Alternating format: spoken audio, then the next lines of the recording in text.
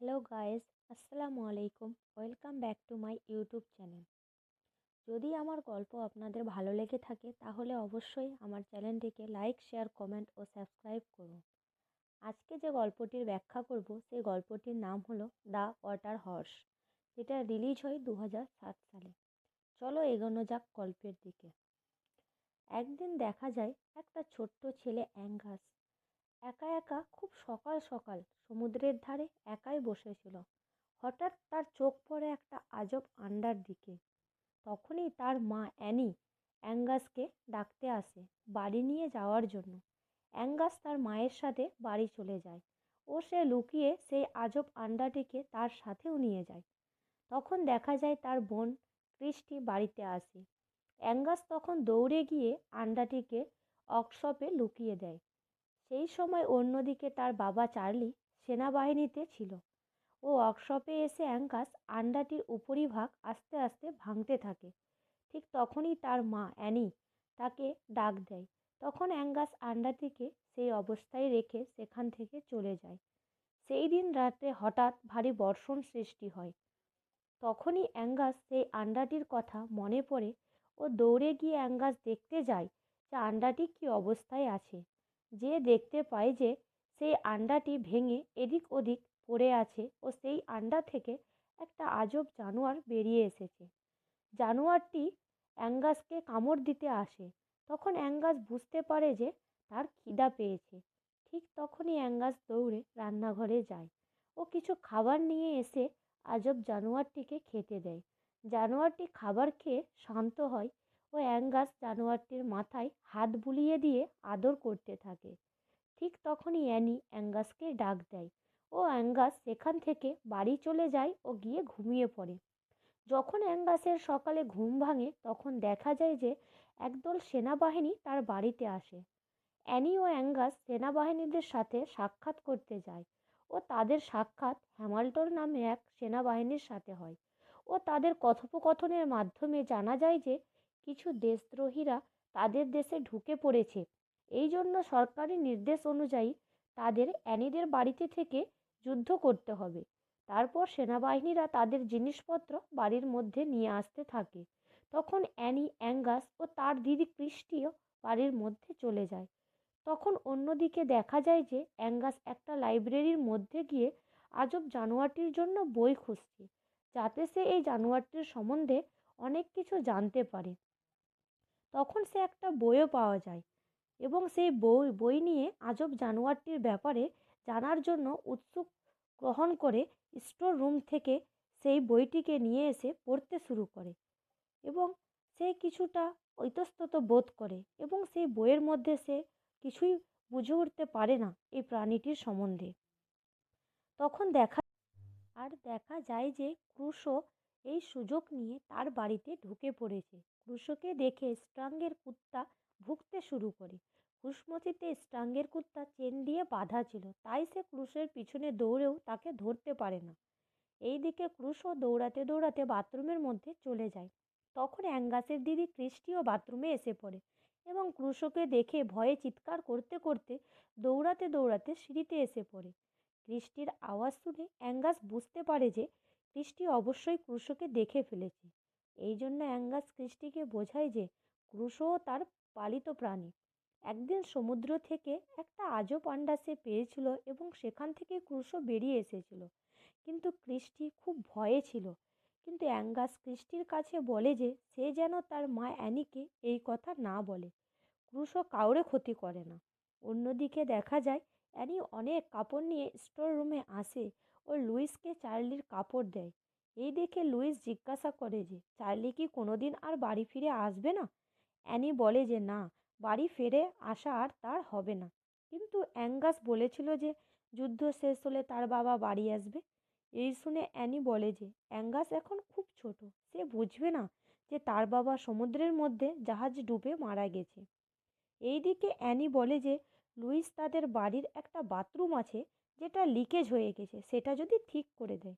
অন্যদিকে দেখা যায় যে অ্যাঙ্গাস ও ক্রিস্টি ক্রুশোকে সেই বাথরুমে লুকিয়ে রাখে। ঠিক তখনই লুইস বাথরুমের দরজা খটখট করে, কিন্তু অ্যাঙ্গাস দরজা খোলে না। অনেকক্ষণ দাঁড়িয়ে থাকার পর লুইস তাদের বলে যে সে অ্যানিকে তাদের ব্যাপারে নালিশ করবে। তখন তারা বাধ্য হয়ে দরজা খোলে। লুইস তাদের বলে বাথরুমের লিকেজ সে ঠিক করতে এসেছে। হঠাৎ লুইসের চোখ যায় ক্রুশোর দিকে। লুইস ভয় পেয়ে যায়। লুইস এর ব্যাপারে জিজ্ঞেস করলে অ্যাঙ্গাস তার ব্যাপারে সব কিছু খুলে বলে। তখন লুইস ক্রুশোর হাত বাড়াতেই ক্রুশো লুইসকে কাটতে থাকে। তখন লুইস বলে যে ক্রুশো দেখতে অনেকটা সামুদ্রিক ঘোড়ার মতো। এই গোটা পৃথিবীতে এটা এমন একটা দুর্লভ প্রাণী। কথায় বলা যায় যে এমন সময় পৃথিবীতে শুধুমাত্র একটাই সামুদ্রিক ঘোড়া দেখতে পাওয়া যায়। যখন একটা নতুন আন্ডা থেকে সামুদ্রিক ঘোড়ার জন্ম হয়, তখন অন্যদিকে আবার একটা নতুন আত্মার জন্ম হয়। তৎক্ষণাৎ লুইস তাদের সামুদ্রিক ঘোড়ার জাদুর শক্তির কথাও বলে। ঠিক তখনই অ্যানি দরজায় নক দেয়। অ্যাঙ্গাস লুইসের কাছে সাহায্য চায় ক্রুশোকে লুকিয়ে রাখার জন্য। অ্যানি যদি ক্রুশোর ব্যাপারে জানে তাহলে বাড়িতে কোনোদিনই ক্রুশোকে রাখতে দেবে না। এর ফলে লুইস রাজি হয়ে যায়। অ্যানি তখন বাথরুমের ভিতরে আসে ও ক্রুশোকে দেখতে পায় না। ক্রুশোকে তারা ওয়াশিং মেশিনের ভিতরে লুকিয়ে রেখেছিল। এইদিকে ক্রুশো যখন উকিঝুঁকি মারে তখন লুইস কোনো রকমে অবস্থা সামাল দেয়। এরপর অ্যানি বাইরে যায় ও হ্যামিল্টনের সাথে দেখা হয়। তখন সেনাবাহিনীদের ডিনারের ইনভাইট দেয় হ্যামিল্টন তাদের পুরো পরিবারের সাথে নিয়ে আসতে। অন্যদিকে লুইস অ্যাঙ্গাসকে বলে ক্রুশোকে সমুদ্রে ছেড়ে দিতে হবে, কারণ ক্রুশোর আসল বাড়ি হলো তার সমুদ্র। কিন্তু অ্যাঙ্গাস এই প্রস্তাবে রাজি না হয়ে বলে ক্রুশোর আসল জায়গা শুধু আমার সাথে থাকা। এইদিকে ফজিদের ডিনার শুরু হয়ে যায়। তখন অ্যাঙ্গাস ক্রুশোকে বাথরুমে রেখে দিয়ে কোনো কাজে বেরিয়ে যায়, কিন্তু বাথরুমের দরজা ভালোভাবে না লাগিয়ে সে চলে যায়। এইদিকে ফায়দা উঠিয়ে ক্রুশো বাথরুম থেকে বেরিয়ে চলে আসে। এইদিকে চার্চিল ক্রুশোর গন্ধ পেয়ে ক্রুশোকে ধরতে যায়। ক্রুশো ও চার্চিল দৌড়াদৌড়ি করতে করতে পুরো ফজিদের ডিনারের 12টা বাজিয়ে দেয়, কারণ তারা ডিনার টেবিলের উপর দিয়ে দৌড়াতে থাকে। সবাই ক্রুশোকে দেখতে না পেলেও কুত্তাকে কিন্তু সবাই দেখতে পেয়েছিল। আজকে কিন্তু চার্চিলের রক্ষা নেই। এই দেখে ক্রুশো বাড়ির বাইরে ফোয়ারার মধ্যে ঝাঁপিয়ে পড়ে। আর অনেক মাছও পেয়ে যায় খাবার জন্য। সে মনের আনন্দে সেই সব মাছ খেয়ে নেয়। এইদিকে অ্যাঙ্গাস ক্রুশোকে খুঁজতে খুঁজতে বাড়ির বাইরে আসে। তখন লুইস অ্যাঙ্গাসকে বলে যে সে যেন বাড়ির মধ্যে চলে যায়, কারণ আজকের ডিনারের ডাইনিং টেবিলের অবস্থার জন্য অ্যানির মন খুব খারাপ। লুইস অ্যাঙ্গাসকে বলে সে ক্রুশোকে খুঁজে বাড়ি নিয়ে আসবে। তখন অ্যাঙ্গাস বাড়ি চলে যায়। লুইস খোঁজাখুঁজির পরে ক্রুশোকে দেখতে পায় ফোয়ারার মধ্যে। অবাক করা বিষয় হলো যে ক্রুশো আগের তুলনায় অনেক বড় হয়ে গেছে। তখন লুইস অ্যাঙ্গাসকে ঘুম থেকে উঠিয়ে ক্রুশোকে দেখতে নিয়ে আসে। অ্যাঙ্গাস বুঝে যায় ক্রুশোকে খুব তাড়াতাড়ি সমুদ্রে ছেড়ে দিতে হবে। পরদিন সকালে তারা লুইস অ্যাঙ্গাস ক্রুশোকে বড় একটা ট্রাকে করে সমুদ্রের কাছে নিয়ে গিয়ে সমুদ্রে ছেড়ে দেয়। ক্রুশের কাছ থেকে বিদায় নেওয়ার সময় অ্যাঙ্গাস খুব দুঃখী হয়ে পড়ে। ফের পরদিন দেখা যায় জিমি ও হিউগ নামে দুইজন ব্যক্তি সমুদ্রে মাছ ধরতে যায়। হঠাৎ হিউগ বুঝতে পারে যে তাদের বড়শির মধ্যে হয়তো একটা বড় মাছ আটকা পড়েছে। তখন তারা বড়শি টানতে থাকে। তখন হঠাৎ তাদের নৌকা জলের মধ্যে ডুবতে শুরু করে। হঠাৎ ক্রুশো তাদের সামনে চলে আসে। ক্রুশোকে দেখে তারা অবাক হয়ে যায়। আবার তারা ক্রুশোকে ধরতেও চায়, কারণ এর বদলে তারা অনেক টাকা ইনকাম করতে পারবে। জিমি হিউগের কথায় সহমতি দেয় না। ক্রুশো নৌকাকে টানতে টানতে যখন সমুদ্রের মধ্যে নিয়ে যেতে শুরু করে, জিমি তখন তার কেটে দেয় ও তাদের দুজনের জীবন বাঁচায়। ফের ক্রুশোকে তারা দেখতে পায়। এই অবাক যে এইরকম একটা আজব গল্প জানিয়ার তারা কখনো দেখেনি বা কোনোদিন এর ব্যাপারে শোনেও নি। অন্যদিকে দেখা যায় হ্যামিল্টন অ্যাঙ্গাসকে বলে যে ওর মা চায় সে এখনই যাতে ফৌজিদের ট্রেনিং নিতে শুরু করে। এরপর খুশি হয়ে ফৌজিদের ট্রেনিংয়ের কাজে অ্যাঙ্গাস লেগে যায়। কিছুদিন পর দেখা যায় যে এইসব কাজ থেকে সে বোর হয়ে যায়। তাই তো সে একদিন হ্যামিল্টনের নজর ফাঁকি দিয়ে সমুদ্রের কাছে চলে যায়। ক্রুশোকে অনেক আওয়াজ দেয়, কিন্তু ক্রুশো তার আওয়াজে কোনো সাড়া দেয় না। অ্যাঙ্গাস নৌকা নিয়ে নিজেই সমুদ্রের মধ্যে ক্রুশোকে খুঁজতে চলে যায়। হঠাৎ ক্রুশো পানির ভিতর থেকে এসে অ্যাঙ্গাসের সামনে আসে। ক্রুশের এত বড় রূপ দেখে অ্যাঙ্গাস তো অবাক হয়ে যায়। এরপর সে লাফিয়ে ক্রুশোর পিঠে চেপে যায়। ক্রুশো অ্যাঙ্গাসকে নিয়ে সমুদ্রের মাঝে ঘোরাঘুরি করে ও অ্যাঙ্গাসকে অনেক হ্যাপি করে। যখন ক্রুশো অ্যাঙ্গাসকে ছাড়তে সমুদ্রের কিনারে আসে, তখন দেখা যায় যে স্ট্রাঙ্গের কুত্তা চার্চিলও সেখানে ছিল। সে ক্রুশোর গন্ধ পেয়ে ভুগতে ভুগতে শুরু করে ও সে খুঁজতে খুঁজতে নদীর ধারেও চলে যায়। চার্চিলের সাথে স্ট্রাঙ্গও ছিল। চার্চিল তখন দৌড়াতে দৌড়াতে সমুদ্রের কিনারে যায়, স্ট্রাঙ্গও তার পিছু পিছু যায়। যে স্ট্রাং দেখে যে অ্যাঙ্গাস ও ক্রুশো খেলা করছে। এত বড় আজবগারিব জানোয়ার দেখে স্ট্রাং তো অবাক। সেই রাত্রে অ্যাঙ্গাস লুইস ও ক্রিস্টোকে সমুদ্রে ঘটে যাওয়া ঘটনার কথা বলে। এই শুনে তারা খুব খুশি হয়। তখন বাইরে থেকে অ্যানি তাদের হাসতে দেখে নেয়। অ্যানি যখন বাইরে যেতে শুরু করে, তৎক্ষণাৎ লুইস অ্যানিকে দেখে নেয় ও অ্যানির পিছন পিছন যেতে শুরু করে। যখন অ্যানি লুইসকে ধন্যবাদ জানায়, তখন বলে যে অনেক দিন পর অ্যানি তার বাচ্চাদের হাসতে দেখেছে। এই দেখে অ্যানিও খুব খুশি হয়। অন্যদিকে দেখা যায় জিমি জক নামে এক রিপোর্টারের সাথে সমুদ্রে ঘটে যাওয়া ঘটনার কথা শোনায়। এই কথা শুনে জক বলে যে এর ফলে সে শহরে অনেক ইনভেস্টর আনতে পারবে, কারণ ট্যুরিস্টরা এইরকম জানোয়ার দেখতে পেয়ে খুব খুশি হবে। হিউগ বলে যে সমুদ্র যেমন আছে বা এই শহর যেমন আছে তেমনই থাকতে দাও।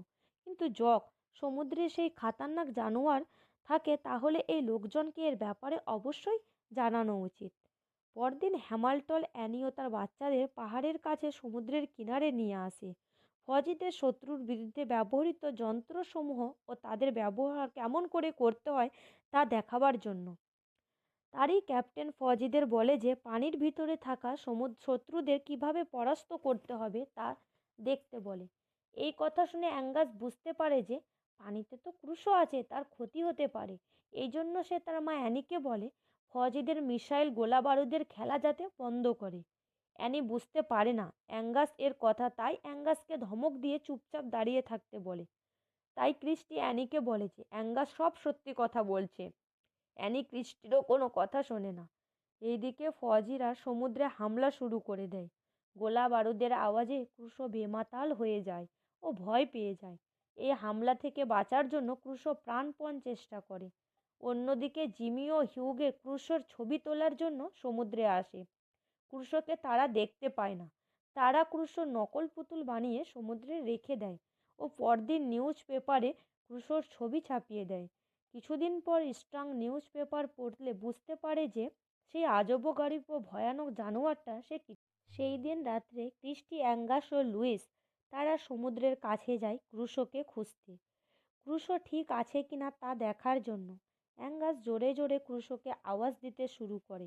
প্রথমে ক্রুশো বাইরে আসে না। যখন আসে তখন ভয়ঙ্কর জঙ্গলি রূপে আসে। ক্রুশো অ্যাঙ্গাসকে না চিনে তাকে খাওয়ার জন্য হামলা করে। এই দৃশ্য দেখে অ্যাঙ্গাস ও লুইস অবাক হয়ে যায়। তারা বুঝতে পারছিল না যে কি হচ্ছে। তৎক্ষণাৎ ক্রুশো পানির ভিতরে আবার চলে যায়। তখন অ্যাঙ্গাসের জন্য সে লুইসকেই দায়ী করে। এর জন্য সে ক্রুশোকে সমুদ্রে রেখে যেতে চায় না। এইদিকে স্ট্রাং ও ফজের সাথীরা নৌকা নিয়ে সমুদ্রে নেমে ক্রুশোকে খুঁজতে থাকে। যদি পায় তাহলে ক্রুশোকে মেরেই ফেলবে। যখন তারা কিনারের কাছে আসে তখন চার্চিলের ঘেউ ঘেউ আওয়াজ শুনতে পায়। স্ট্রাং বুঝতে পারে যে চার্চিল হয়তো সত্যি কিছু দেখেছে। এর ফলে তারা নৌকাকে চার্চিলের আওয়াজের দিকে নিয়ে যেতে শুরু করে। ঠিক তখনই ক্রুশো পানি থেকে বেরিয়ে এসে চার্চিলকে জিন্দা খেয়ে নেয়। ফের একবার চারিদিকে নিঃশব্দ নেমে আসে। ফজিরা বুঝতে না পেরে সেই দিকে গোলা বারুদ নিক্ষেপ করতে শুরু করে। ঠিক তখনই ক্রুশো ওদের নৌকাতে ধাক্কা দিয়ে সবাইকে পানিতে ফেলে দেয়।